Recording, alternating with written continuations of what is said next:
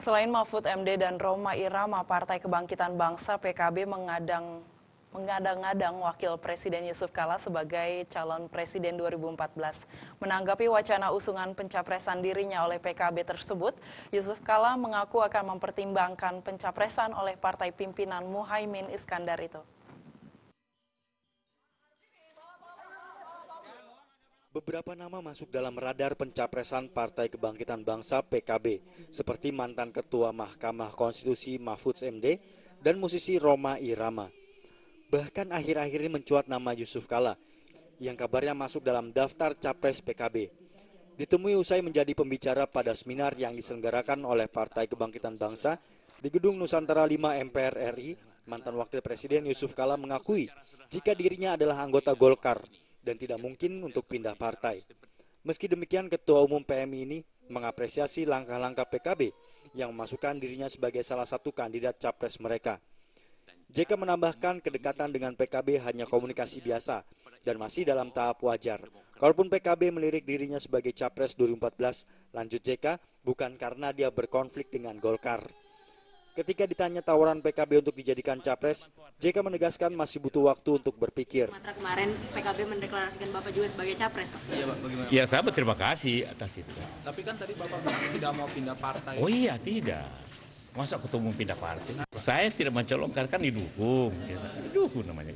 Kalau didukung jadi tetap mau, Pak? Kemungkinannya Nantilah kita lihat pada waktunya, masih lama. Ya, ini kan masalahnya masih butuh waktu. Politik Indonesia itu sangat dinamis. Dari Jakarta, Vina Simanjuntak dan Eko Yulianto melaporkan. Lembaga Survei Indikator Politik Indonesia atau IPI menyebut Gubernur DKI Jakarta Joko Widodo, Jokowi memiliki kualitas personal dan elektabilitas tertinggi untuk menjadi calon presiden. Tingginya elektabilitas mantan wali kota Solo tersebut karena sosok Jokowi terkenal jujur, dekat dengan masyarakat, dan namanya sering tampil di televisi. Jelang pemilu 2014, nama Gubernur DKI Jakarta Joko Widodo seringkali disebut-sebut sebagai calon presiden 2014 dengan kualitas personal dan elektabilitas tertinggi.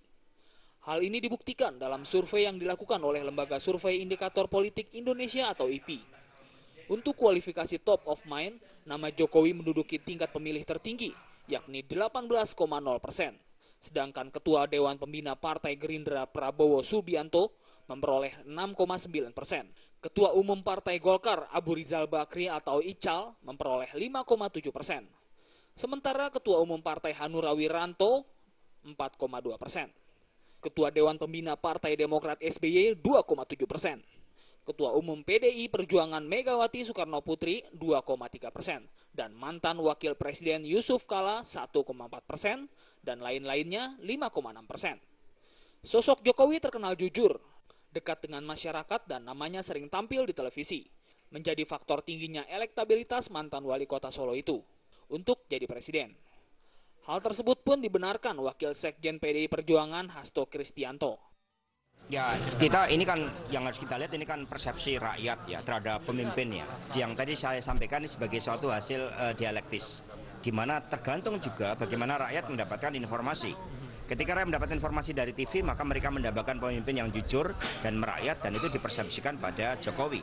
Dalam rilisnya tersebut hadir pula beberapa tokoh politik seperti Ketua DPP Partai Golkar Indah J. Piliang, Ketua Balitbang DPP Partai Golkar, dan anggota DPR fraksi Demokrat Saan Mustafa. Dari Jakarta, Lisa Indah dan Adam Mirhas melaporkan. Sejumlah survei menempatkan nama Jokowi di tingkat pertama, namun ketika disinggung kesediaannya untuk maju dalam bursa capres mendatang, Jokowi enggan berkomentar. Ia justru menyerahkan nasibnya pada partainya. Dapat memberikan nilai tambah bagi pertumbuhan ekonomi kota Palembang ini. Dengan masuknya nama Jokowi dalam kancah pemilihan presiden pada bulan Juli 2014 mendatang, semakin meningkatkan elektabilitas Partai PDI Perjuangan. Hal ini terbukti dalam sejumlah survei, nama Jokowi masih menduduki peringkat pertama. Namun hingga saat ini PDIP belum menetapkan capres dan cawapres yang akan diusung pada Pilpres 2014 mendatang. Dengan meningkatnya elektabilitas partai, Jokowi diharapkan yang akan diusung menjadi capres, mewakili Partai PDI Perjuangan. Namun hingga kini, Jokowi masih enggan mengomentari hal tersebut. dan menyerahkan keputusan kepada partai PDIP. Kalau sudah masuk wilayah politik, tanyakan ke DPP, PDI Perjuangan, tanyakan ke Ibu Mega, Ketua Umum, silakan. Kan di daerah ada sudah mendukung Pak Jokowi menjadi Pilpres 2014. Tanggapannya sendiri. Ya ditanyakan ke daerah yang mendukung siapa. Aliandra Patigantada, Sekretaris DPD PDIP Sumsel, menyatakan partai PDIP telah memiliki strategi tersendiri. Hingga kini, DPD PDIP Sumatera Selatan masih dalam tahap memantau reputasi dan nama yang akan diusung. Baru dapat dibahas pada bulan Januari 2014 dalam rapat kerja nasional partai PDIP. Artinya begini, secara di luar kepartaian ya silakan saja, kami berterima kasih dan dukungan dan sambutan masyarakat. Tetapi secara kepartaian kita masih dalam penggodokan dan masih dalam pembahasan. Artinya masih banyak yang perlu dikaji. Dari Palembang, Sumatera Selatan, Yolanda Ardiansah Nugraha melaporkan.